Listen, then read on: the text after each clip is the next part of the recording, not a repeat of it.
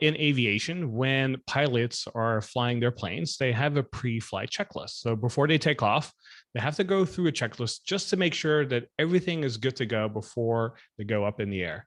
And failure to correctly conduct a pre-flight checklist oftentimes leads to major accidents. In fact, in May of 2014, there was a private plane that crashed where 7 people died. It was a tragic incident. And the National Transportation Safety Board, they downloaded the data from the aircraft recorder and found something really interesting.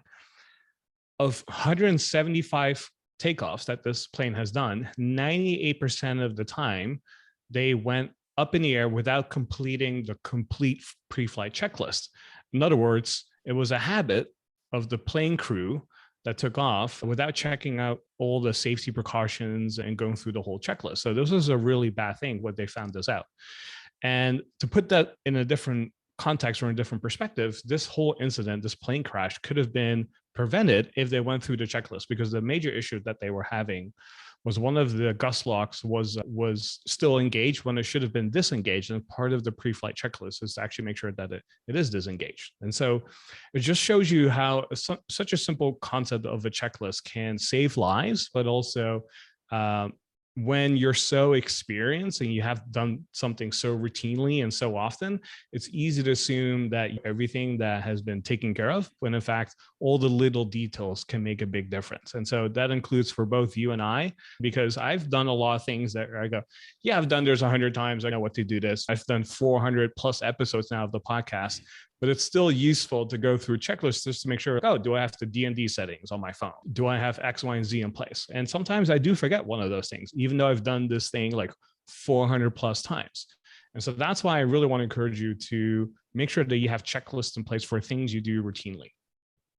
It's a good thing that you highlighted the routine tasks too, because the routine tasks are like the danger zone, right? If something's complex and new to us, generally, that has its own set of challenges, but focus and forgetting things is not one of them, because you're really focused in on it, you're paying attention. But the routine tasks, memory can fail, attention can fail, and it usually happens at the worst time. You could do something 95 times out of 100. It's going to be one of those 5 times where something blows up. And it could be something really minor, like you gave the example of recording a podcast, like you forget to make it so that people in the live stream can chat or something like that. The world isn't going to end when that happens.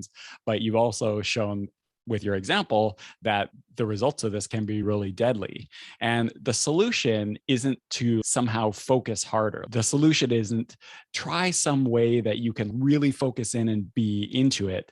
The solution really is to make it so that you don't have to focus harder. That's like a springboard for higher performance, for more productivity, for more focus by having that safety net there. Now, almost anything you do can benefit from a checklist, but what we would recommend is start with some of the higher value important systems. You don't need to go nuts making a checklist for every single thing you do in your life and your work and that sort of thing. Start with the 80-20 stuff, the low-hanging fruit. Think about those things you do on a regular basis that's important and start from there.